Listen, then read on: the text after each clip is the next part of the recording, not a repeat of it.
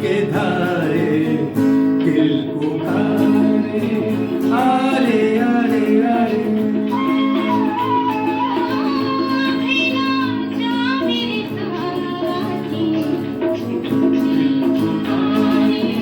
आरे आरे आरे अभी ना जा मेरे साथी दिल पुकारे आरे आरे आरे।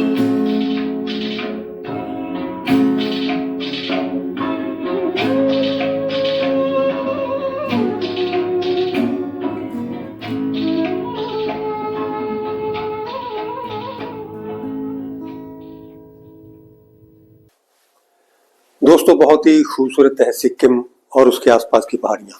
वहां पर चले जाओ तो वापस आने का मन नहीं करेगा। ज्वेल थी फिल्म से पहले सिक्किम में किसी भी फिल्म की शूटिंग नहीं हुई थी।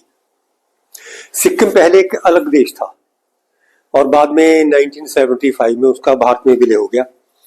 जब ज्वेल थी फिल्म की शूटिंग हुई थी तब सिक्किम में गैंगटॉक में ज्यादातर सड़कें कच्ची थी, लेकिन अब ऐसा नहीं है। सिक्किम की राजधानी गैंगटॉक में आप चले जाओ, वहां पे बहुत ही शानदार सड़कें, बहुत ही सुंदर शहर है, बहुत ही खूबसूरत शहर है। और उसके आसपास भी चारों तरफ जाओ आप तो बहुत सी खूबसूरत जगह मिल जाएंगी घूमने के लिए, बस देखने वाली नजर चाहिए। गाइड फिल्म की सफलता के बाद देव साहब को नई कहानी, नई फिल्म की जरूरत थी।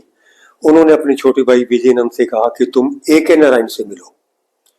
ए के नारायण वो आर के नारायण नहीं है जिन्होंने गाइड लिखी थी, वो तो बहुत बड़े लेखक हैं। ए के नारायण कहानियां लिखते थे। तुम उनसे मिलो। तो विजय नंद ए के नारायण से मिले, उनसे कई कहानियां सुनी, लेकिन बात बन नहीं रही थी। तो एक दिन गपशप के दौरान नारायण ने विजयनंद से कहा कि एक अपराधी है जिसको पुलिस ढूंढ रही है, अदालत में उसका मुकदमा चल रहा है, और बाद में तहकीकात के दौरान, छानबीन के दौरान पता चला कि वो आदमी है ही नहीं, उसका कोई वजूद ही नहीं है।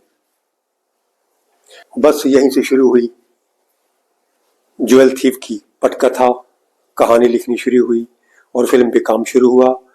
ज्वेल थीफ फिल्म एक जबरदस्त सस्पेंस फिल्म है। जिसने अभी तक ये फिल्म नहीं देखी, मैं शर्त लगाता हूं कोई उसको बता ही नहीं सकता कि इसमें ज्वेल थीफ कौन है।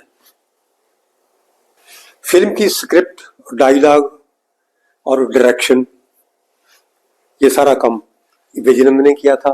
फिल्म का संगीत दिया था एस.डी. बर्मन ने, गीत लिखे थे मजरू सुल्तानपुरी ने। पहले इस फिल्म के गीत लिखने का काम शैलेंद्र को दिया गया था। उन्होंने गीत लिखा भी था और उड़ा के गया सपना मेरा। और एक और गीत, होंठों पे ऐसी बात मैं छुपा के चली आई, इसकी 2 लाइनें तो शैलेंद्र साहब ने लिखनी थी, लेकिन उसके बाद वो अवेलेबल नहीं हुए। विजयनंद उनके घर में जाते तो घर वाले कह देते कि वो घर में नहीं है, वो घर में ही होते थे। शैलेंद्र ने एक फिल्म बनाई थी तीसरी कसम, उसके लिए राज कपूर शूटिंग के लिए उनको डेट्स नहीं दे रहे थे। इस बात को लेकर वो बहुत परेशान थे। फिल्म लेट हो चुकी थी, फिल्म का बजट बहुत बढ़ गया था, ओवर बजट हो गई थी फिल्म, और शैलेंद्र पर कर्जा चढ़ गया था। डिप्रेशन में चले गए और उसके बाद वो उनकी मृत्यु हो गई। तीसरी कसम फिल्म के बारे में हम अलग से वीडियो बनाएंगे और उसमें ये सारा किस्सा आपको मैं बताऊंगा क्या हुआ था। हमारा आज का गीत जो अभी आपने सुना, दिल पुकारे आरे आरे अभी न जा मेरे साथी, ये गीत फिल्म हम दोनों के गीत अभी न जाओ छोड़ करके दिल अभी भरा नहीं, उसी अंदाज का ये गीत है जिसे साहिर साहब ने लिखा था।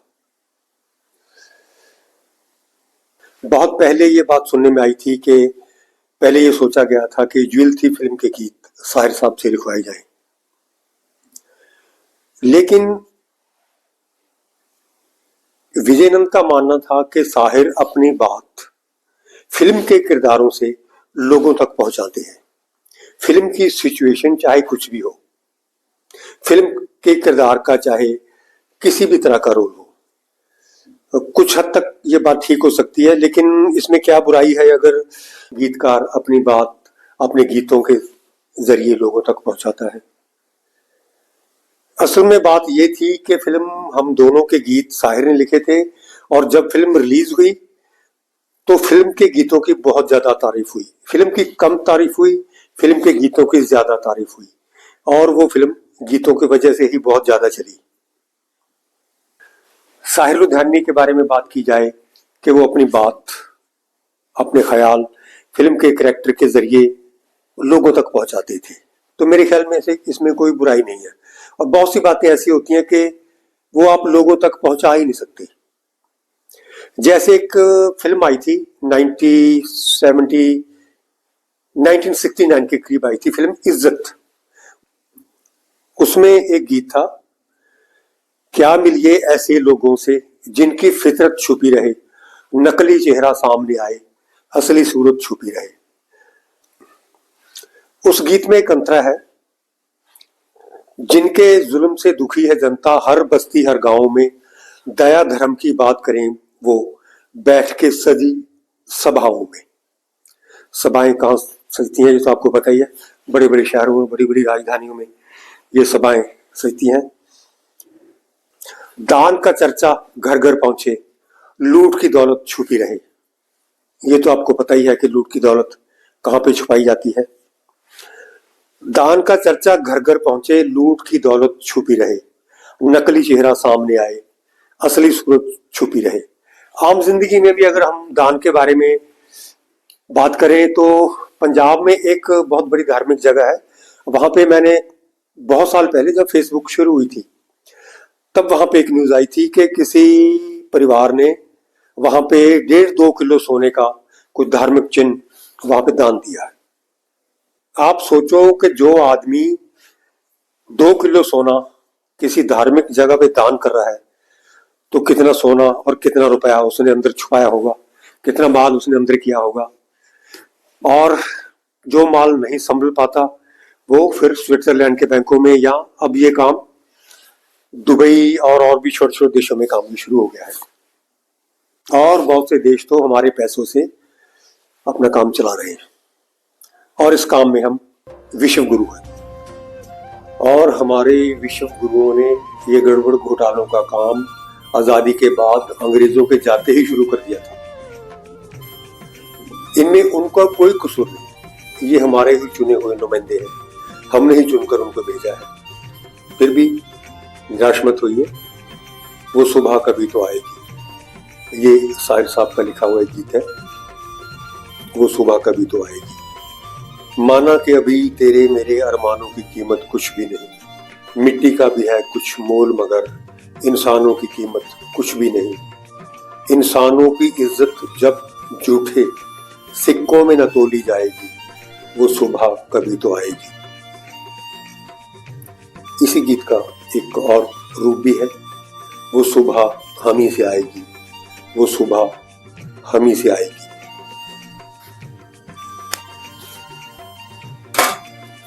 तो अगला गीत कौन सा किया जाए? इस फिल्म में एक और गीत है, रुला के गया सपना मेरा। ये गमगीन गीत है, ये हम नहीं करेंगे। एक और गीत है, होंठों पे ऐसी बात में छुपा के चली आई। ये भी करने वाला गीत नहीं है। बाकी गीत कोई भी हमारे करने वाला नहीं है। तो अगली बार हम राजपुर का गीत होगा, शैलेंद्र का गीत होगा।